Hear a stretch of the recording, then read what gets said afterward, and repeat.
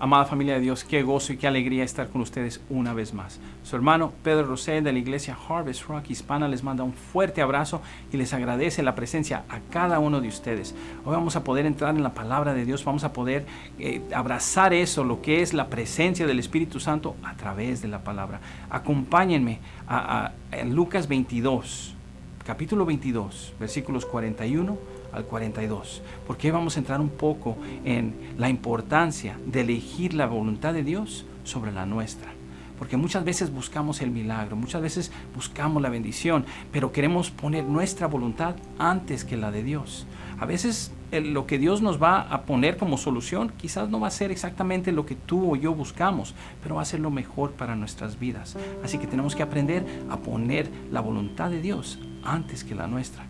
En Lucas 22, 41, 42, el mismo Señor, nuestro Señor Jesucristo, nos demuestra, porque la palabra dice así, versículo 41.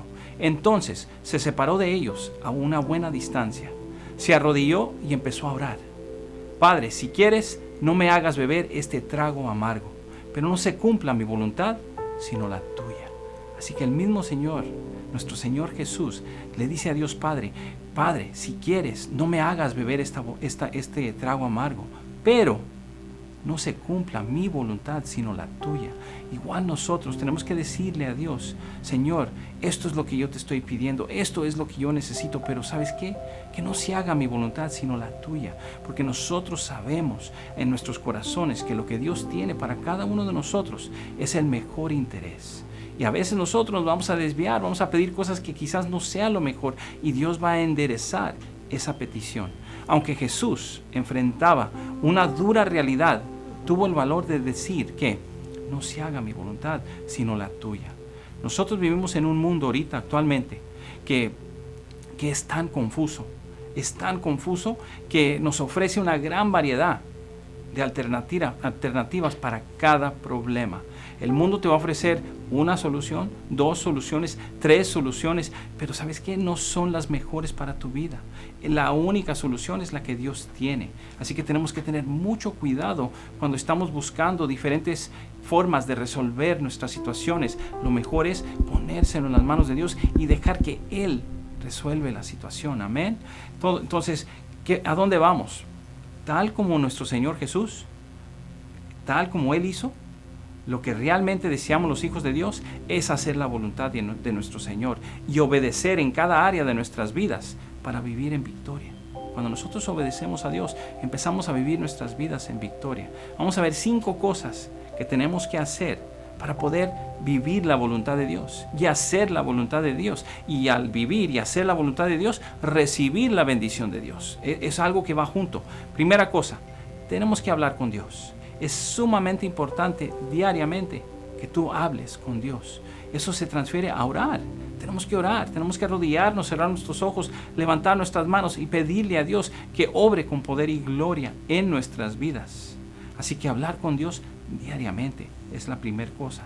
La segunda cosa que tenemos que hacer para empezar y aprender a hacer la voluntad de Dios y no la nuestra es hacerte un hábito de leer la palabra de Dios, leer la Biblia, meditar sobre la palabra. Cuando uno lee la Biblia, cuando uno lee la palabra de Dios y medita sobre ella, la solución, la claridad, el propósito de Dios se hace realidad en nuestras vidas. Así que tienes que meditar sobre la palabra y se tiene que convertir en un hábito. Quiere decir que lo tenemos que hacer diariamente para que ese sea un hábito de bendición. Amén. Tercera cosa, tenemos que permitir que el Espíritu Santo nos guíe. No podemos permitir que el amigo o la amiga o ni siquiera tu esposo o tu esposa, sino el Espíritu Santo sea quien te guía. Porque como hijos de Dios, ¿quién mora en nosotros? El Espíritu Santo. Así que si yo leo la palabra de Dios y medito sobre ella, lo que empieza a suceder es que el Espíritu Santo usa esa palabra que yo leí como instrucción para mi vida. Y ahí es donde empiezo a ver la voluntad de Dios activarse en mi vida. Así que, como dijimos, primero, hablar con Dios, orar diario. Segundo, hacerle un hábito de leer la palabra y meditar sobre ella. Tercero, permitir que el Espíritu Santo nos guíe. Como dijimos, como hijos de Dios, el Espíritu Santo mora en ti y mora en mí. Cosa número 4 que tenemos que hacer es rechazar el pecado. Si tú estás viviendo en pecado, tienes que rechazar ese pecado. Si tú estás cometiendo un pecado que tú mismo sabes que no debes de estar cometiendo, pídele perdón a Dios y aléjate de ese pecado, porque el pecado y la voluntad de Dios es como agua y aceite, no se pueden mezclar. Tenemos que hacer todo lo posible para dejar el pecado a un lado. No estoy diciendo que no va a haber tropezones, porque va a haber equivocaciones, va a haber errores, pero al momento de que eso suceda, pedirle perdón, arrepentirnos y decir, Señor, perdóname. Así que alejarnos del pecado, rechazar el pecado, pedirle a Dios que nos elimine todo ese deseo que no viene de Él, que viene del mundo y que no lo aparte. Y la quinta cosa que tenemos que hacer para poder empezar a vivir la voluntad de Dios es buscar la ayuda de hermanos maduros en la fe. Cuando uno se junta con personas que están caminando en el mismo caminar, se nos hace más fácil la vida, se nos hace más fácil el entender el propósito de Dios, se nos hace más fácil el vivir diariamente en bendición, porque estamos caminando en un mismo sentido. El dicho que existe no es un dicho por nada.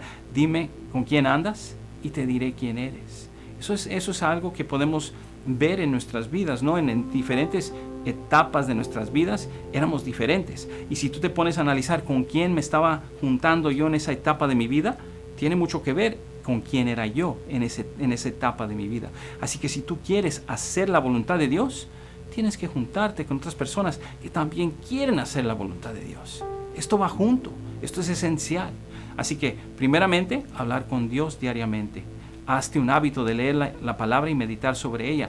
Tercero, dejar que el Espíritu Santo sea tu guía, rechazar el pecado y juntarte con hermanos y hermanas que también busquen servir a Dios. Amén. Muchas veces nuestra propia naturaleza humana quiere hacer algo diferente a la voluntad de Dios. Así que nosotros podemos ser lo que a veces es el obstáculo a hacer la voluntad de Dios. Así que pídele a Dios que saque todo lo que no sea de Él de tu vida, porque Él es el único que lo puede hacer. No puede ser en nuestras fuerzas. En esos momentos necesitamos una vez más elegir hacer la voluntad de Dios, que sea la voluntad de Dios la que nos dirige en cada instante, porque Dios quiere bendecirte, Dios quiere levantarte, Dios quiere sanar tu hogar, Dios quiere cambiar tu vida, Dios quiere restaurar tu matrimonio, quiere restaurar a tus hijos, quiere restaurar todo aquello que en tu vida quizás se vea perdido. El Señor quiere causar una restauración completa de tu vida, de tu corazón, de tu mente, de tu alma, de tu espíritu. Pero tienes que hacer la voluntad de Dios y alejar esos deseos carnales, esos deseos pecaminosos y hacer lo que Él tiene de propósito. Hermanos, Dios es el camino, es la verdad, es la luz, es la única cosa que nos lleva a verdaderamente ser feliz. Yo te animo a que empieces a practicar estas cosas que hemos hablado hoy, para que puedas empezar a vivir la voluntad de Dios y vas a ver una diferencia en tu vida, en tu familia, en tu hogar, en todo lo que te rodea. Deja que Dios sea el centro del cambio en tu vida. Mis deseos para cada uno de nosotros es que Dios pueda levantarnos, fortalecernos, a hacer lo que Él tiene como propósito, porque sabemos que ese es perfecto. Así que, hermanos, les animo con todo mi corazón que sigan adelante, que sigan confiando, y les agradezco la presencia a cada uno de ustedes. Vamos a orar para poder despedirnos, para poder dejar que esta palabra se active en nuestras vidas. Amén. Oremos. Dios Padre, te damos gracias, Señor, porque sabemos que tú eres el que traes el cambio en cada uno de nosotros. Sabemos que tú eres el que causas la diferencia de lo que éramos a lo que tú quieres que seamos, Señor. Ayuda a cada uno de mis hermanos a caminar en esa diferencia, a caminar en ese propósito, a buscar que tú cambies sus vidas de adentro hacia afuera, que ellos puedan vivir en algo totalmente diferente a lo que el mundo les está proponiendo. Porque el mundo quiere traer tristeza, quiere traer soledad. Y tú, Señor, traes algo totalmente diferente. Traes una esperanza, traes un propósito, traes un gozo y una alegría que no se puede comprar. Que mis hermanos puedan vivir en ese gozo, puedan vivir en esa alegría. Bendice sus hogares, bendice sus familias, bendice sus trabajos, bendice sus finanzas, bendice su diario vivir, Señor, que no les falte absolutamente nada en sus vidas. Gracias, Padre amado, porque sabemos que tú nos amas y tú nos cuidas y tú quieres bendecir a tu pueblo. Te damos toda gloria y toda honra en el nombre de Jesús. Amén y amén. Amada familia de Dios, gracias por acompañarnos. Si esta palabra de hoy te ha tocado, te ha hecho reflexionar, te ha causado una sensación de ánimo, compártela con tus seres amados, ponla en tus redes sociales, en tu Facebook, en tu YouTube, en Twitter, en TikTok, donde tú quieras tener un impacto, porque Dios se agrada cuando nosotros formamos parte del crecimiento. Así que les agradezco que sigan compartiendo los videos, que sigan compartiendo las reflexiones y que sigan formando parte del crecimiento del reino. Su hermano les manda un fuerte abrazo y les agradece la presencia a cada uno de ustedes. Que Dios me los bendiga. Amén. Amén.